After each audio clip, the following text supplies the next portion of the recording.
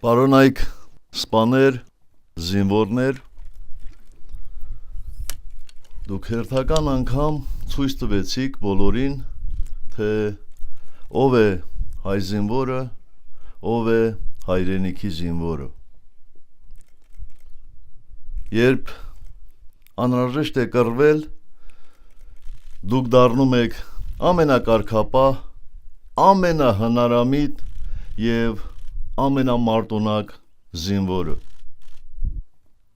Տարիներ առաջ ես ասել եմ, որ եթե մենք պարտադրված լինենք պատերազմել, ապա այսօրվա զինվորն ու սպան կռվելու են ոչ պակաս քաջ, քան իրենց հայրերը, իրենց պապերը, իրենց հավաք ընկերները։ Դուք ապացուցեցիք, որ դուք շատ ավելի մարտունակ եք, շատ ավելի քաջ եք, շատ ավելի տոկուն եք։ Ժամանակները փոխվում են պատերազմելու միջոցները, բայց բարոյահոգեբանական որակները մնում են նույնը ու հաղթում են։ Զինվորը հակառակորդին բան չունի ասելու։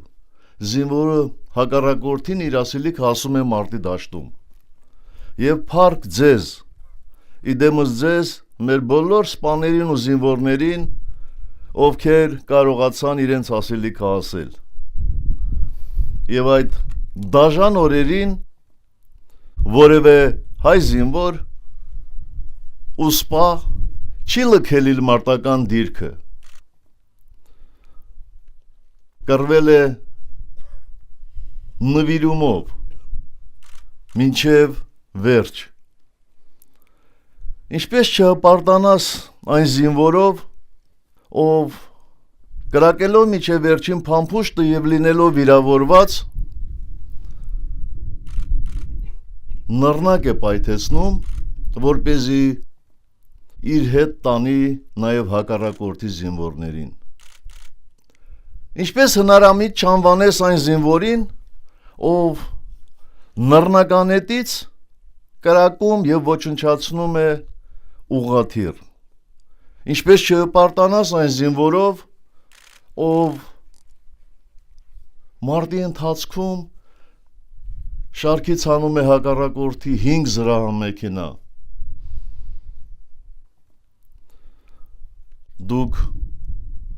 լավ եք կատարել եւ լավ եք կատարում ձեր պարտականությունները։ Ցավոք սրտի, եւ այդպես էլ պետք է լինի, պատերազմը շատ դաժան բան է։ Բոլորը չէ, որ իրենց երկրային կյանքում տեսնում են իրենց աշխատանքի արդյունքը, տեսնում են իրենց վաստակի պտուղները,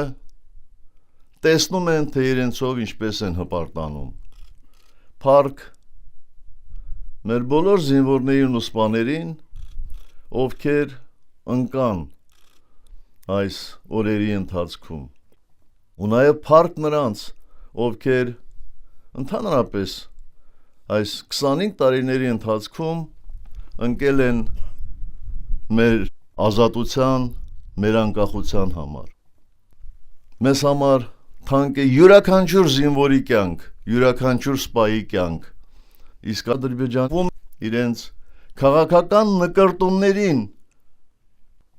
հագուրդ տալու համար պատրաստ են մահվան բերան ուղարկել հարյուրավոր, հազարավոր զինվորների։ Եվ նրանք իրենց զինվորներին այլ բան են սովորեցնում։ Նրանք հպարտանում են, երբ իրենց զինվորները սպանված հակառակորդի, այսինքն մեր զինվորների ու սպաների ականջներն են կտրում։ Նրանք դա նորմալ են համարում, երբ իրենց հատուկ նշանակության ստորաբաժանումների անդամները լեզուս չի պտտվում զինվոր ասելու, կտրում են 90 տարեկան սպանված ձեր մարդկանց ականջները, այդպիսի զինվորը չի կարող նորմալ զինվոր համարվել, այդպիսի դաստիարակությունը լավ տեղ տանել չի կարող, դա ահաբեկիչներին հատուկ գործելավոճ է, իսկ ահաբեկիչ բառի հիմքում կա նաև ահաբեկել բառը, այսինքն նրանք ուզում են մեզ ահաբեկել, նրանք ուզում են մեզ վախեցնել, ինչը բնական է նրանց չի հաջողվի, մենք մի բանից ենք միայն վախենում, ապրել պատվազուրկ և անազատ, մենք դա չենք կարող անել, փառք ձեզ հայրենիքի զինվորներ, փառք մեր ընկածներին, փառք մեր զորքին, և ես մի վարկյան անգամ չեմ կասկածում, որ մենք բոլորս միասին, յուրաքանչյուրս մեր տեղում կատարելու ենք հայրենիքի զինվորի պարտականությունները, իսկ այդ պարտականությունները սուրբ են, անփորձանք ծառայություն, թե պատերազմի ժամանակ այս բառերը մի տեսակ լուրջ չեն հնչում, շնորհակալ եմ, փառք ձեր ծնողներին, փառք այն ընտանիքներին, որտեղ դուք ծնվել ու դաստիարակվել եք, փառք ձեր ուսուցիչներին, շնորհակալ եմ։